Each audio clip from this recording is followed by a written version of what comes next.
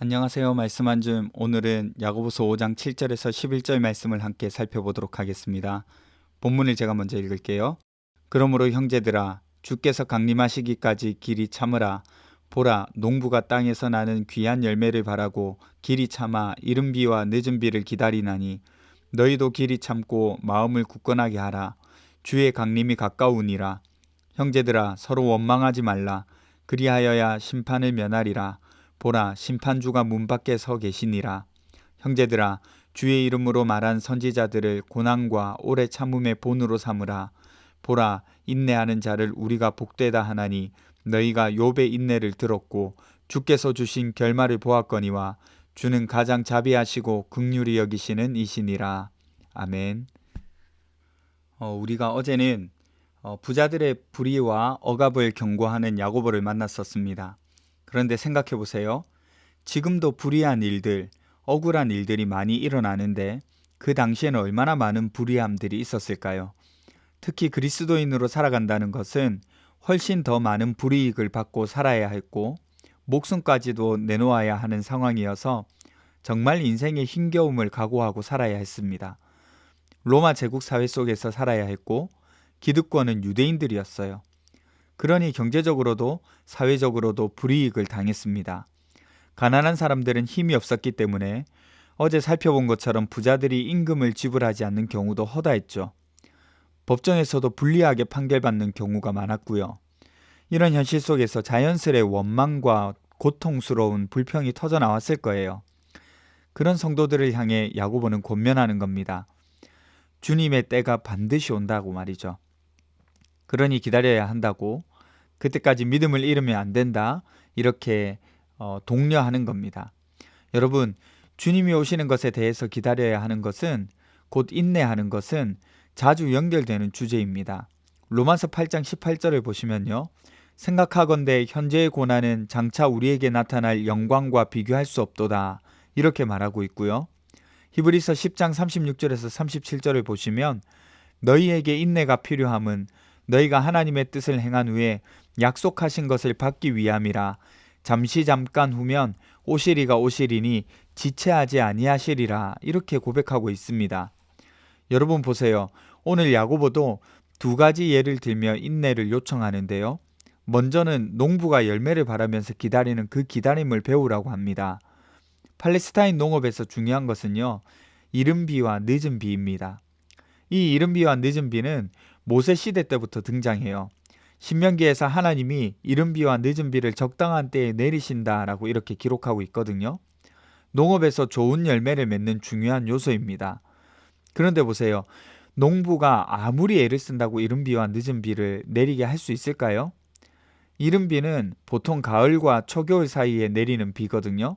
이 비가 와야 씨를 뿌릴 수 있어요. 왜냐하면 이때부터 우기가 시작되는데 건조했던 땅이 부드러워지거든요.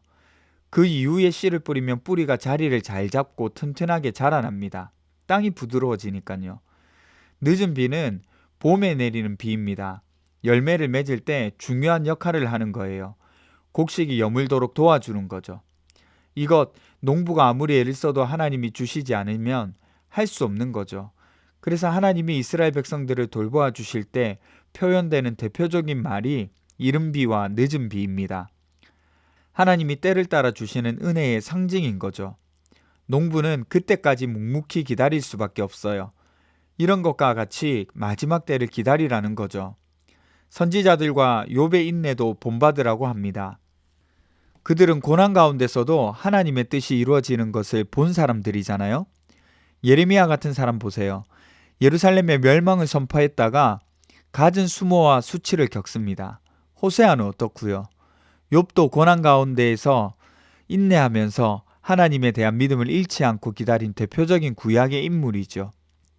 하나님은 그런 자들에게 결국 자비와 긍휼로 응답하시는 분이시잖아요. 그리고 하나님이 하신 말씀은 없어지지 않았습니다. 이처럼 주님의 재림을 기다리면서 인내하며 기다려야 할 것을 야고보는 요청하고 있는 거예요. 작은아버지가 간판 일을 하셨어요. 대학생 때 종종 아르바이트 하듯 도와드리고 했는데 기억나는 일이 하나가 있습니다. 길에 가다가 보면 라디오 주파수 알려주는 간판이 있잖아요. 그것을 보수하고 유지하는 일을 했었어요. 주문이 내려오면 지정된 장소로 가서 유지보수해야 하는데 한 번도 가지 않은 곳에 가서 유지보수해야 하는 거예요. 앞에 일이 끝나고 날이 어두워졌는데 어디쯤에 있는지 이야기는 들었지만 어디 있는지에 대한 확신이 없었습니다. 위치를 아는 사람에게 물었는데 더 가면 된다고 해서 어두운 시골길을 계속 가는 거예요. 그 당시에는 내비게이션이 발달돼 있지 않았으니까요. 가면서 계속 여기가 맞나, 더 가는 것이 맞나 하면서 반신반의하면서 가는 겁니다.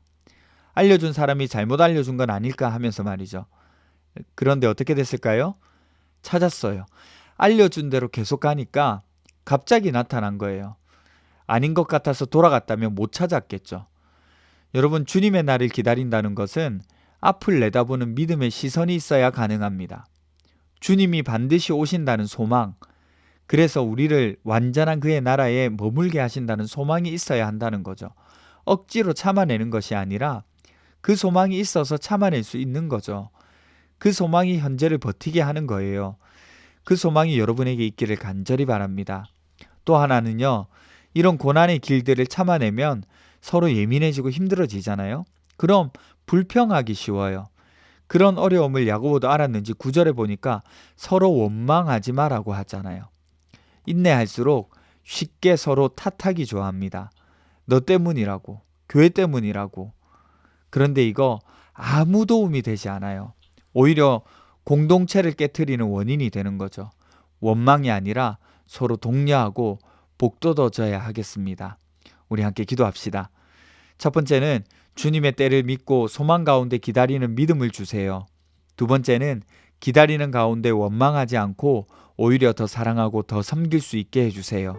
우리 함께 기도하며 나가도록 하겠습니다.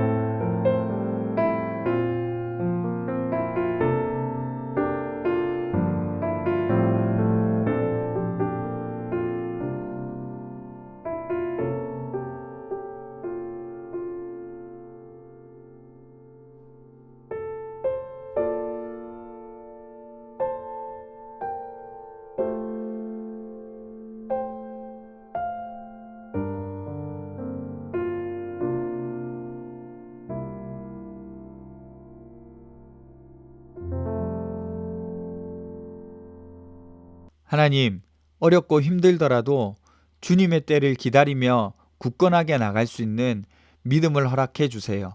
그리고 기다리는 가운데 원망하고 불평하지 않고 오히려 감사함으로 주변 사람들을 사랑할 수 있는 여유로운 마음을 가지게 해주세요. 감사드리며 걸어가신 예수님 이름으로 기도드립니다. 아멘. 오늘도 행복하고 즐거운 하루 되시기를 바랍니다.